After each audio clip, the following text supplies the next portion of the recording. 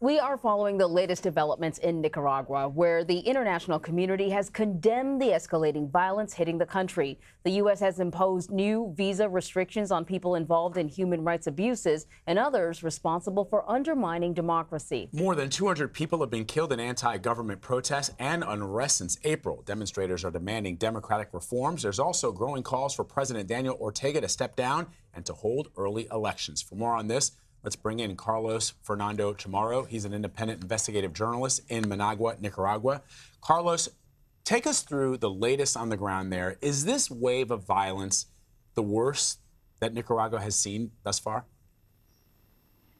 It is really difficult to say what has been the worst. We have had moments in which we had more than 15 to 20 people dead, but at this moment, there is a massive military attack taking place in the city of Masaya, that is 34 kilometers from Managua, specifically against the Monimbo village. Monimbo is an Indian village in Masaya that is resisting with barricades, with homemade weapons, mostly defensive weapons.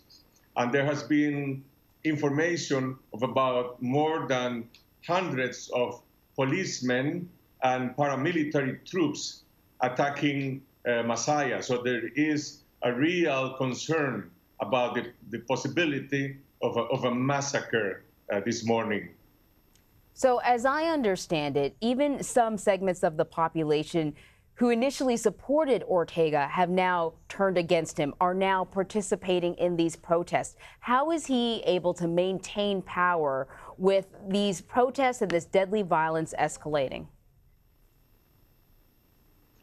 Basically because this is not a civil war. This is an organized police troop and paramilitary groups supporting Ortega, repressing the people.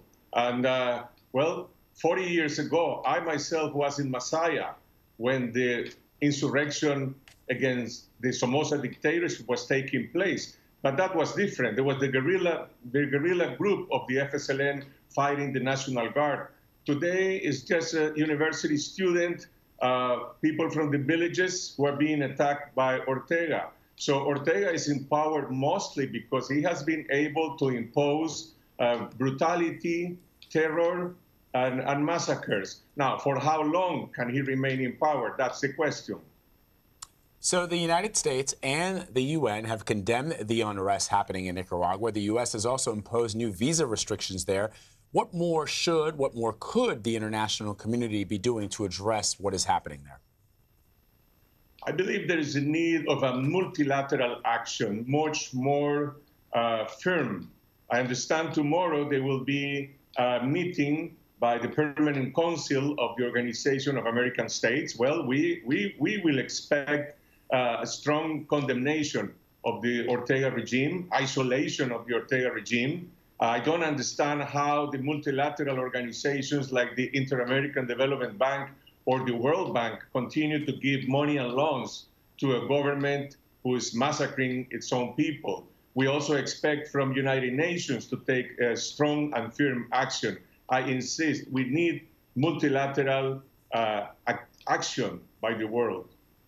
So what do you see happening moving forward? You know, here we have an economy that has fallen apart. He enjoys pretty much no support from the population at all. You mentioned that what's keeping him in power is military support. This can't be sustained forever.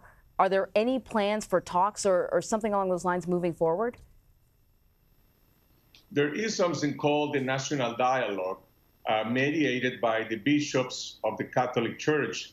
The bishops said last weekend that they don't see any political will by Ortega. Ortega is focused at this moment in recovering total control of the territory, no matter how many people he's going to kill, no matter how many people he's going to put in prison, much more than those who are already in prison.